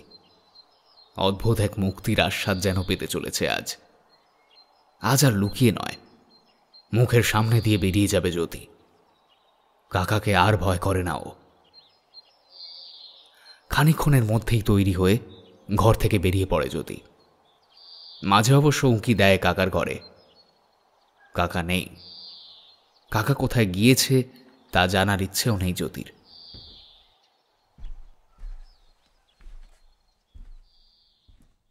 বন্যির বাড়িতে আজ বেশ সকাল সকাল এসে পৌঁছয় জ্যোতি। বসার ঘরেই অপেক্ষা করছিল। চোরা অস্বস্তি কাজ করছিল জ্যোতির মধ্যে। ব্যাগের ভেতর উঁকি মেরে চিঠিটা দেখে নিচ্ছিল বারবার। অস্থিরতা বাড়তে থাকে জ্যোতির মধ্যে। সোফা থেকে উঠে ও দেওয়ালে টাঙানো ছবিগুলো দেখতে থাকে আবার। এই মেয়েগুলোর ছবি দেখে সেদিন অদ্ভুত ভালো লাগা কাজ করেছিল জ্যোতির, কিন্তু আজ কেমন যেন হিংসে হয়। ও জানে না কেন এমন হচ্ছে। আচ্ছা, এই মেয়েগুলো তার মতন বন্যির এত কাছের নয় তো? হঠাৎ জ্যোতির মাথায় একটা প্রশ্ন এলো। আমি কি আদৌ বন্যির কাছের মানুষ? আমি আর যাই হই, বন্যির জোনাকি তো আর হতে পারবো না। ওদের ঘটনা তোমাকে বলিনি, তাই না? এতক্ষণে কাঙ্ক্ষিত আওয়াজ শুনতে পেয়ে অদ্ভুত ভালো লাগা অনুভব করে জ্যোতি। হাসি মুখে পিছনে ফেরে। ওদের প্রত্যেকেই এখন অ্যাসিড ভিকটিম, আর এই ছবিগুলো অ্যাসিড অ্যাট্যাক হওয়ার আগের। ওদের সৌন্দর্যকে ক্যানভাসে ধরে রাখার চেষ্টা করেছি মাত্র। কি অবাক লাগে ভাবলে, ঝাঁঝালো একটা তরল অভিশপ্ত করে দিতে পারে গোটা একটা জীবন। আমি ওদের জন্য কাজ করার চেষ্টা করি। ওদের দর্শনের দায়িত্ব আপাতত নিয়েছি। যতটুকু পারি নিজে করি, নয়তো বিভিন্ন বেসরকারি ফাউন্ডেশন থেকে খরচ করা হয়। খানিকক্ষণ চুপ থাকে দুজনেই। নীরবতা ভাঙে বন্যি। চিঠি এনেছ? জ্যোতি চোখটা মুছে খানিক হেসে ওঠে। তারপর ব্যাগ থেকে বার করে আনে চিঠিটা। বন্যি সেটা হাতে নেয়। তারপর জ্যোতির কাঁধে হাত রেখে বলে, এসো, আলোয় বসি।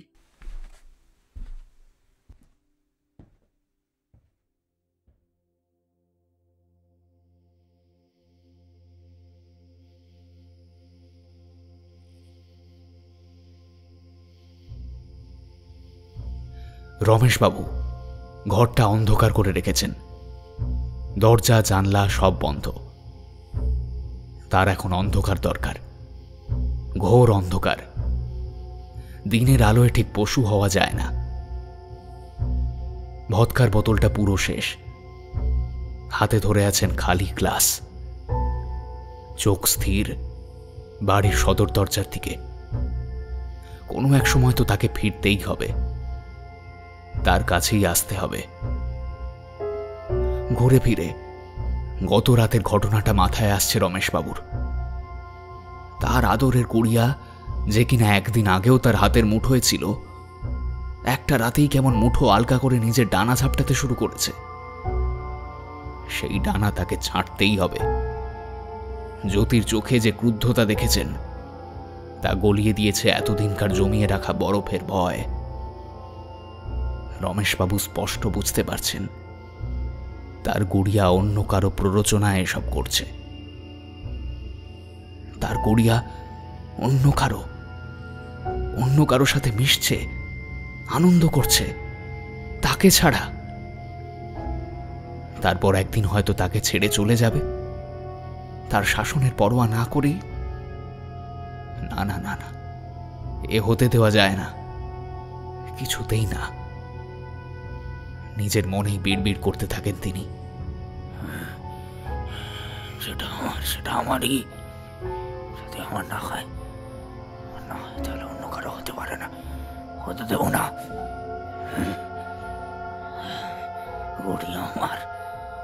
গুড়িয়া আমার।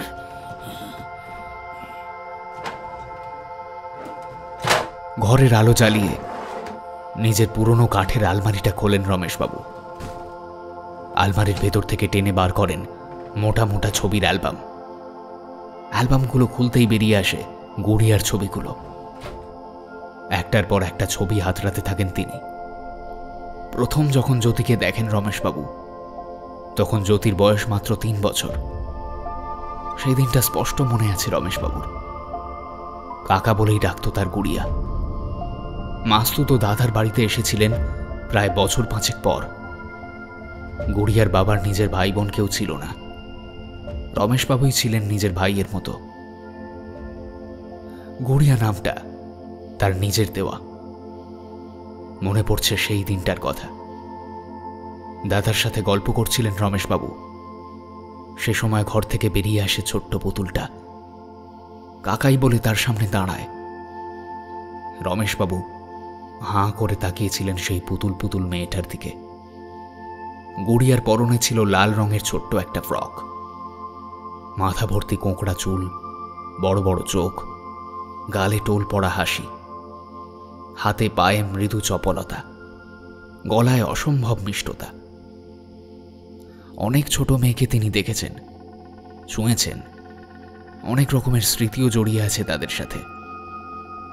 কিন্তু গুড়িয়াকে কোলে নিতেই সেই মেয়েদের স্মৃতিগুলো কেমন ভ্যানিশ হয়ে যায়। মনে হয় যেন গুড়িয়া ছাড়া আর কোনো মেয়ের শরীর তার মনে পড়ছে না। গুড়িয়াকে কোলে নিয়ে তার চুল হাতড়ে দিতে দিতেই রমেশবাবুর অদ্ভুত উন্মাদনা কাজ করতে থাকে। মনে হয় এ শুধু তার, এই গুড়িয়ার ওপর শুধু তারই অধিকার। সেই থেকে প্রতিদিন রমেশবাবুর যাতায়াত বাড়তে থাকে। গুড়িয়ার সাথে বাড়তে থাকে সখ্যতা। গুড়িয়ার প্রত্যেক দিনের ছবি তিনি তুলে রাখতেন তার শখের ক্যামেরায়। নিজের বাড়িতে এসে সেই ছবিগুলো ছড়িয়ে রাখতেন নিজের বিছানায়। গুড়িয়ার সাথে কাটানো প্রতিটা মুহূর্ত যেন বুকে জড়িয়ে রাখতে চাইতেন। তার আদরের গুড়িয়া 3 বছর পেরিয়ে যখন 7 ঘরে পা দিল, তখন অদ্ভুত পরিবর্তন এলো গুড়িয়ার ছোট্ট শরীরে। হাতে পায়ে বাড়ন্ত গুড়িয়া আর ছোট্টটি নেই।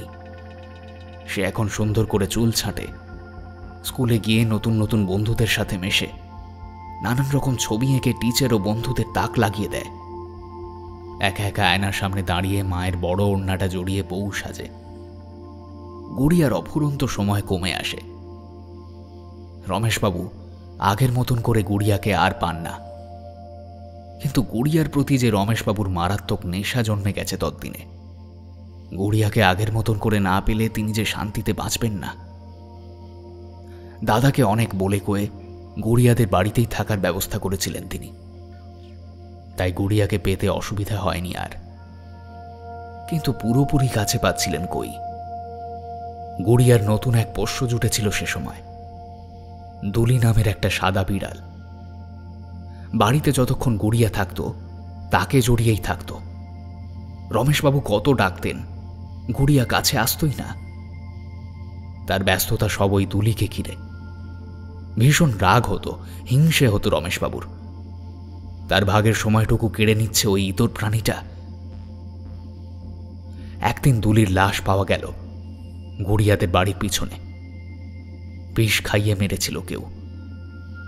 গুড়িয়া খুব কাঁদছিল সেদিন। ওর কান্না দেখে কষ্ট হচ্ছিল রমেশবাবুর। কিন্তু উপায় তো কিছু ছিল না।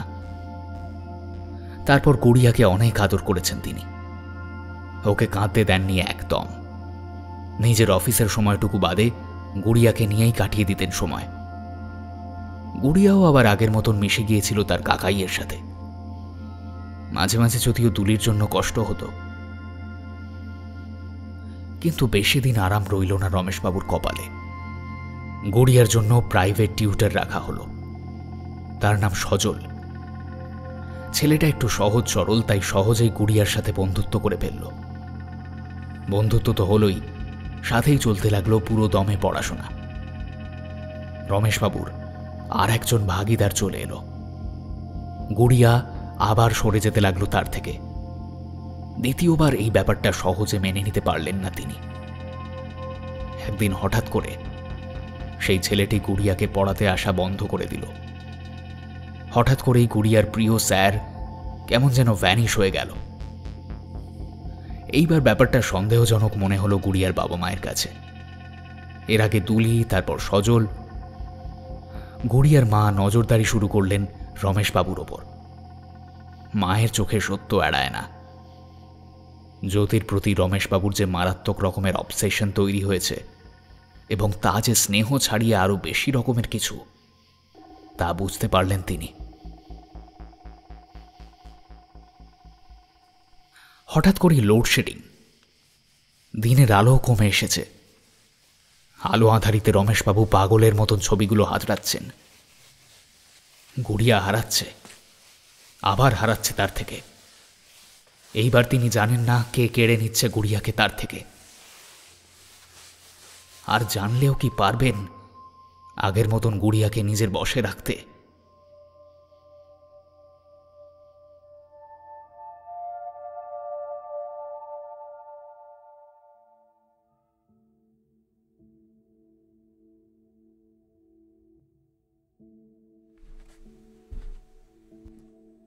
মোমবাতি জ্বালিয়ে স্টুডিওতে ঢোকে বন্যি। জ্যোতি তখনও কেঁদে চলেছে। আজ মন খুলে কাঁদছে ও। এতদিন ধরে বয়ে নিয়ে চলা অতীতের ভারী ভারী পাথরের চাই সে সরিয়েছে বুক থেকে। এমন কাউকে সে সবটা জানাতে পেরেছে যে তাকে পুরোপুরি বুঝবে।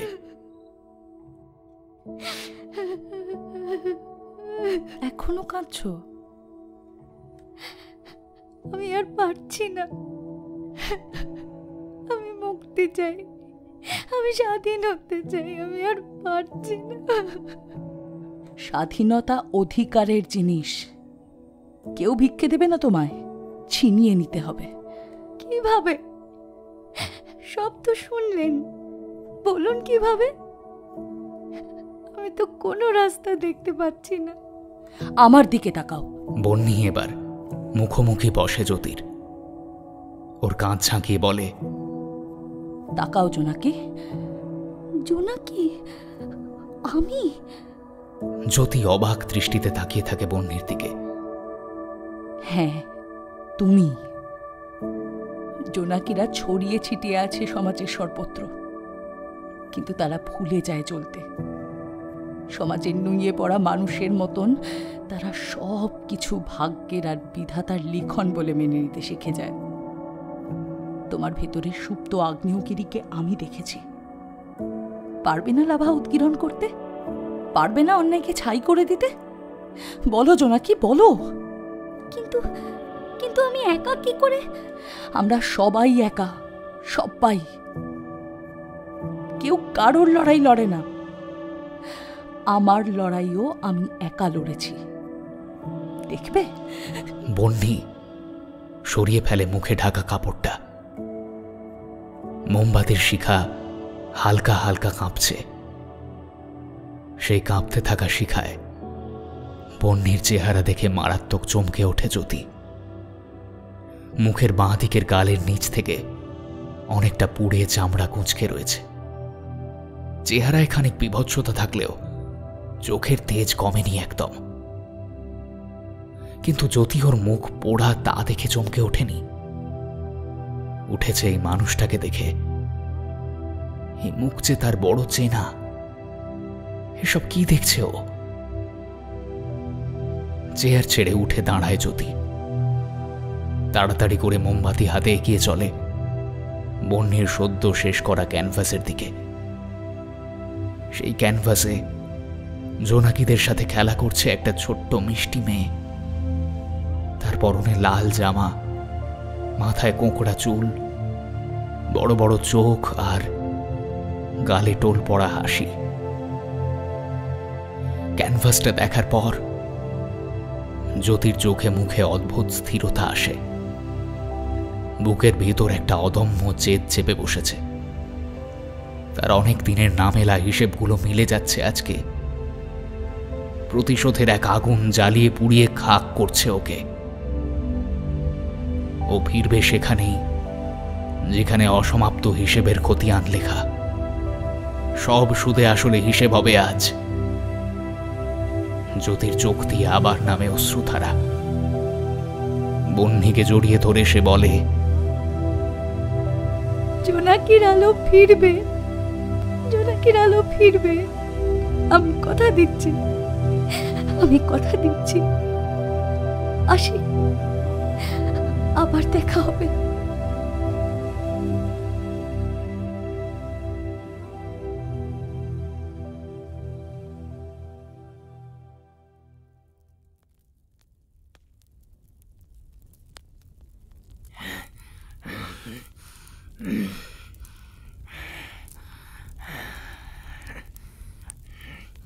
একে একে সব ছবিগুলো আগুনে জ্বালিয়ে দিচ্ছেন রমেশবাবু। তিনি সিদ্ধান্ত নিয়েছেন কড়া তাকে হতেই হবে। জীবনে কোনোদিন হার স্বীকার করেননি, আজও করবেন না। আজ দরজা বন্ধ হয়নি সারাদিনে। পাখি একবার খাঁচায় ঢুকুক। খানিক বাদে জ্যোতি এসে ঘরে ঢোকে। আজ কোনো ভয়, কোনো উৎকণ্ঠা নেই ওর। ঘরে অন্ধকার দেখে সুইচ বোর্ডটা হাতড়াতে থাকে। আচমকা কেউ মুখ চেপে ধরে জ্যোতির। গোঙাতে শুরু করে ও। নিজেকে ছাড়ানোর খুব চেষ্টা করে, কিন্তু পারে না। এই যে তার কাকার কাজ, সেও ভালোভাবে বুঝতে পেরেছে। ওকে টানতে টানতে রমেশবাবু নিজের ঘরে নিয়ে আসেন। জ্যোতিকে ছুঁড়ে ফেলেন বিছানায়। বন্ধ করেন ঘরের দরজা। ঘরের দুই কোণায় দুটো মোমবাতি জ্বালানো। জ্যোতি এখনো ভয় পাচ্ছে না। ভয় পাওয়া কাকে বলে ও যেন বেমালুম ভুলে গিয়েছে। ওর মাথায় শুধু বন্যির কথাগুলো ঘুরছে। রমেশবাবু প্রচণ্ড অস্থির হয়ে ঘুরছেন ঘরে। একসময় থেমে যান তিনি। তারপর ক্ষিপ্রতার সাথে জ্যোতির দিকে এগিয়ে আসেন। চেপে ধরেন ওর চোয়াল। জোর করে নিজের ঠোঁট দিয়ে সিক্ত করেন জ্যোতির ঠোঁট। অন্য হাতে স্পর্শ করতে থাকেন জ্যোতির শরীরের আনাচ কানাচ।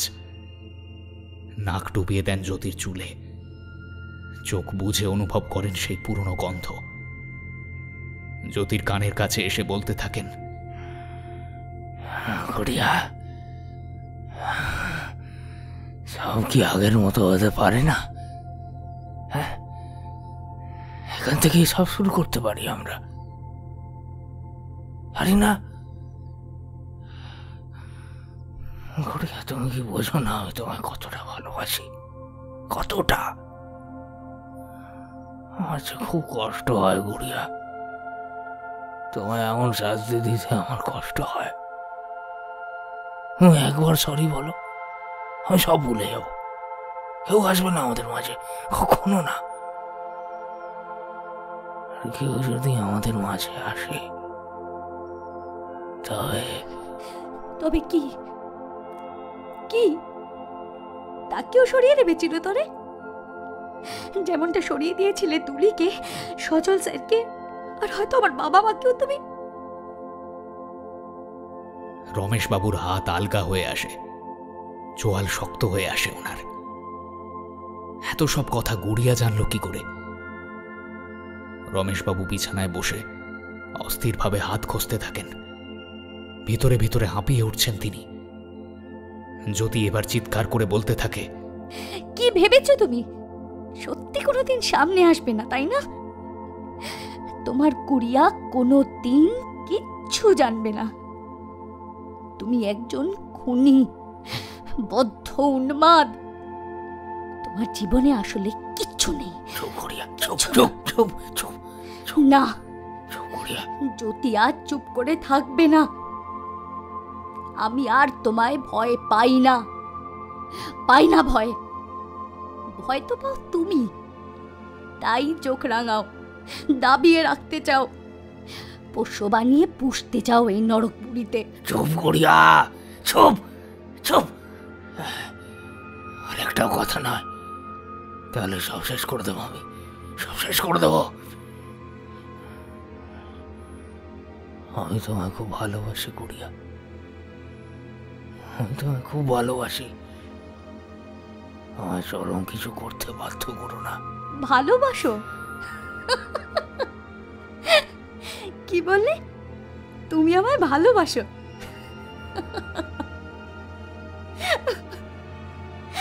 তুমি আমায় কোনোদিন ভালোবাসোনি। ভালোবাসলে আমার কাছের মানুষগুলোকে এভাবে তুমি কেড়ে নিতে পারতে না। আমার বাবা মাকেও তুমি। আমার উপায় ছিল না, আমার উপায় ছিল না গড়িয়া। ওরা ওরা ওরা তোমাকে সরিয়ে নিতে চেয়েছিল আমার থেকে। আমি কত মানা করলাম জানো, মানা করেছিলাম, শুনলই না। সেদিন তুমি স্কুলে ছিলে, ওদের সঙ্গে আমার কথা কাটাকাটি হচ্ছিল, আমার কথা কেউ শুনছিলই না। ওদের চিৎকার আমার সহ্য হচ্ছিল না, তাই দিলাম চুপ করিয়ে। মাথায় একটা আঘাত করতে হয়েছিল, ব্যাস। তারপর ঘরে আগুন লাগানোর প্ল্যানিং করেছিলাম।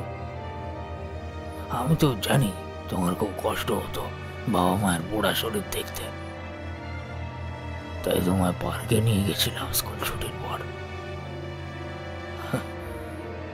তোমায় ভালো না বাসলে এমনটা ভাবতাম বলো? জ্যোতির চোখ ফেটে জল আসছে, মা বাবার চেহারাটা চোখের সামনে ভাসছে। ইচ্ছে করছে এই খুনিটার জিভ টেনে ছিঁড়ে ফেলে। অনেক হয়েছে, অনেক হয়েছে, আর কথা নয়। আমরা এখান থেকে চলে যাব, বরং সেখানে যাব, সেখানে আর অতীত তাড়া করবে না আমাদের। আর আমি জানি তুমি আমার উপর যতই রাগ করে থাকো, আসলে আমায় ভালোবাসো, ভালোবাসো, তাই তো? না, জ্যোতির ভেতর আবার ক্রুদ্ধতা জেগে ওঠে।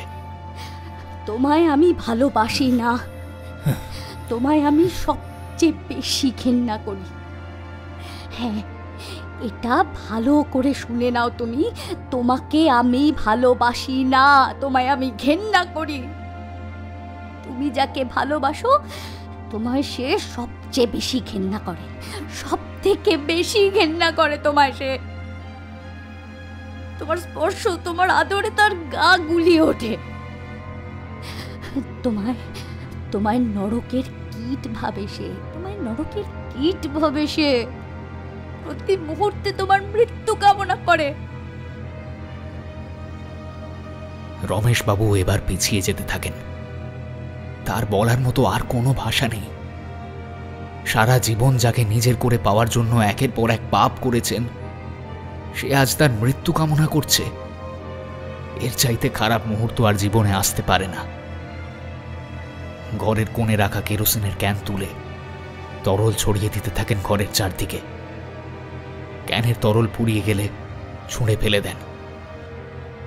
এরপর খোলা আলমারি থেকে বের করে আনেন একের পর এক কাপড়, সেগুলো ছুঁড়ে ফেলতে থাকেন মেঝেতে। বেশ গুড়িয়া, বেশ, তুমি যা চাইছো তাই হবে। তোমার ব্যবহার করা কোনো জিনিস আমি ফেলে দিইনি জানো। এই আলমারিতে সব জমিয়ে রেখেছি। এই লাল জামাটা থেকে শুরু করে গত বছরের পুরনো সোয়েটারটা অবধি সব আমার কাছে রাখা। তুমি আসার আগে 5টা অ্যালবাম ভর্তি করে তোমার যেসব ছবি ছিল সব পড়িয়েছি, সব পড়িয়ে দিয়েছি। এবার এইগুলো পড়াবো। তুমি চাও তো আমি মরে যাই? হ্যাঁ? রমেশবাবুর হাতে ধরা মোমবাতি দুটো, সেগুলো আলতোভাবে ফেলে দেন মেঝেতে। কিন্তু আমি তো একা যাবো না গুড়িয়া, তোমার সাথে নিয়ে যাব, তোমার সাথে নিয়ে যাব। আগুনের শিখা সর্পিল আকারে ছড়িয়ে পড়ে মেঝেতে, মেঝে থেকে আস্তে আস্তে দেওয়ালে। উঠতে থাকে গুড়িয়ার কাপড়গুলো, উঠতে থাকে গুড়িয়ার স্মৃতিতে সাজানো সেই আলমারি। কালো ধোঁয়ায় ঢেকে যায় ঘর। প্রচন্ড কাশিতে দম বন্ধ হয়ে আসে রমেশবাবু, দৃষ্টি ঝাপসা হতে থাকে। আস্তে আস্তে জ্যোতি রমেশবাবুর দৃষ্টির সীমার বাইরে চলে যান। জ্যোতি বিছানা থেকে নেমে পড়েছে। ইতিমধ্যে বাইরে কোলাহল শুরু হয়েছে। আগুন ছড়িয়ে পড়ছে ক্রমশ এই ঘর থেকে অন্য ঘরে। রান্নাঘরে রাখা গ্যাস সিলিন্ডারের কাছে আগুন পৌঁছানোর আগেই জ্যোতিকে বেরোতে হবে ঘর থেকে।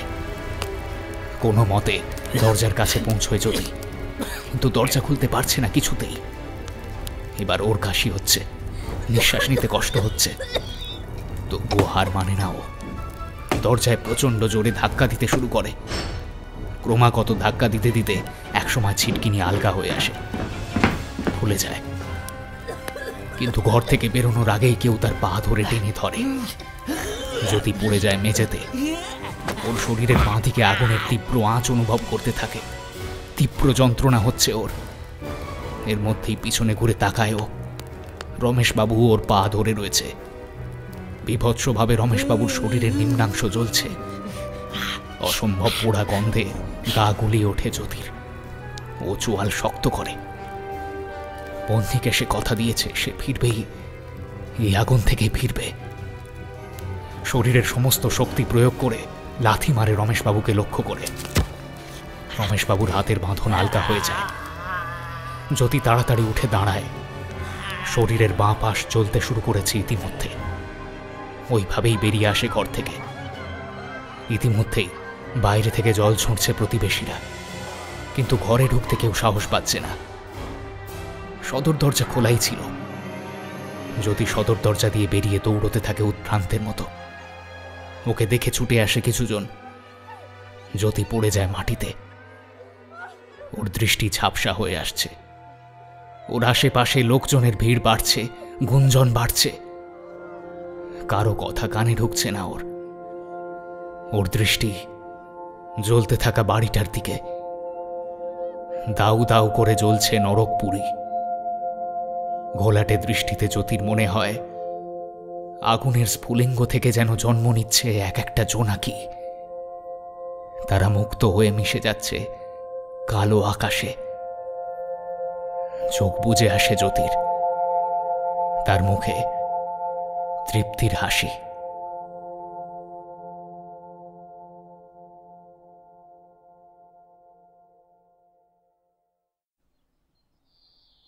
কয়েকদিন বাদে হাসপাতাল থেকে ছাড়া পায় জ্যোতি।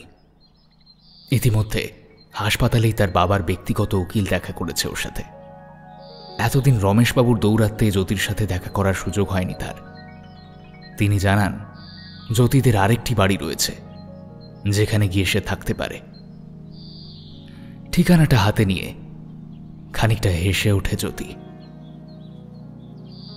হাসপাতাল থেকে ডিসচার্জের পর সোজা উকিলবাবুর দেওয়া ঠিকানাটায় পৌঁছয় জ্যোতি। সন্ধে হয়ে এসেছে। জ্যোতির সামনে পুরনো একটা বাড়ি। বাড়ির সামনে অনেকটা ফাঁকা জায়গা। বাড়ির পিছনে অনেক ঝোপঝাড়।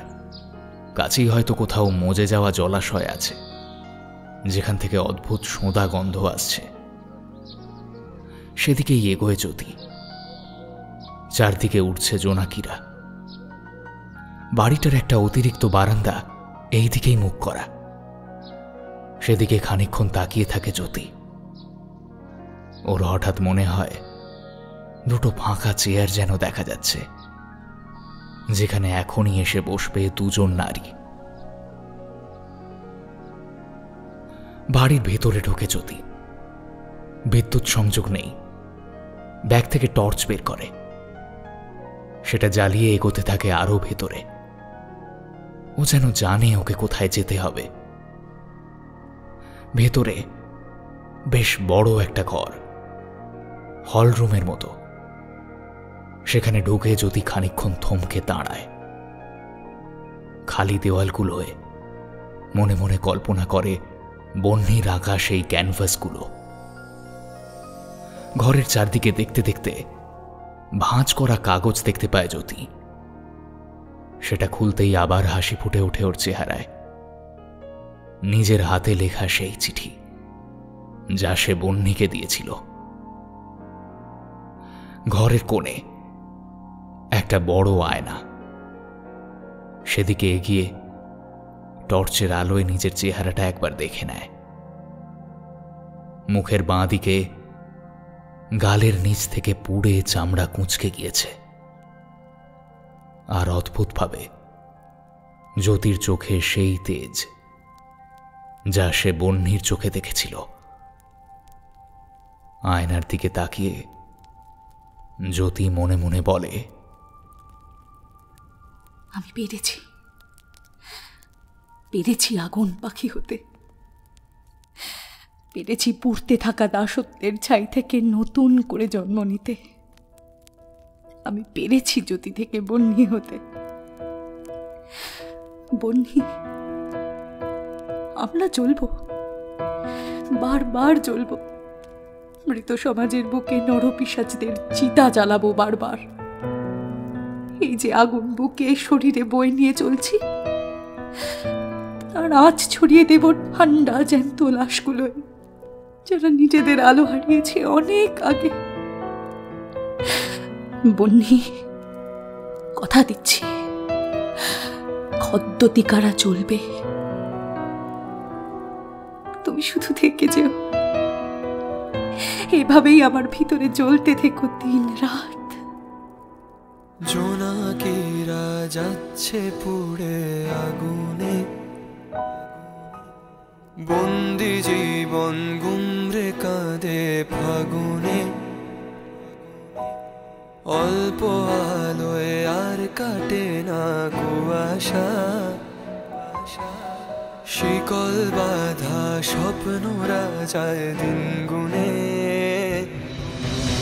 চলুক আগুন, পুড়ুক চিতা, উড়ুক ছাই, ভাঙুক শিকল, সেই আগুনে যেন দেখতে পাই। বন্দি শিখা শুকিয়ে দিক সব চোখের জল। আগুন পাখি মেলুক ডানা, হোক লড়াই, হোক লড়াই। খদ্দতিকা জল, খদ্দতিকা জল, লাশের স্তূপে আগুন বুকে। খদ্দতিকা জল, খদ্দতিকা জল, খদ্দতিকা জল। আগুন পাখি হয়ে এবার খদ্দতিকা জল, খদ্দতিকা জল, খদ্দতিকা জল।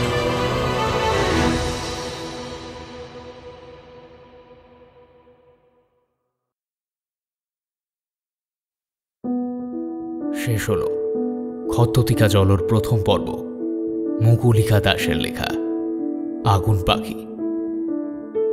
জ্যোতি ও বন্যির চরিত্রে ছিল পূজা, রমেশ কাকার চরিত্রে তমাল, এক্সিবিশনে অর্গানাইজেশন মেম্বারের ভূমিকায় দেবদত্ত এবং বাচ্চা ছেলের ভূমিকায় শ্রীজাত। গল্প পাঠ, পোস্টার ডিজাইন, সাউন্ড ডিজাইন এবং নির্দেশনায় আমি তমাল। খদ্দতিকা জলর থিম সং লিখেছে, সুর করেছে এবং গেয়েছে শুভম। শুভমের গলায় আরও গান শুনতে ভিজিট করুন ওর ইউটিউব চ্যানেল মেলোডিক শুভম। খদ্দতিকা জলর পরবর্তী গল্প মৃন্ময়ীর তৃতীয় নয়ন শোনাতে আসছি খুব তাড়াতাড়ি। ঝটপট লাইক, শেয়ার, সাবস্ক্রাইব করে ফেলুন। সকলে খুব ভালো থাকুন, পুজো খুব ভালো করে কাটান। শুভরাত্রি।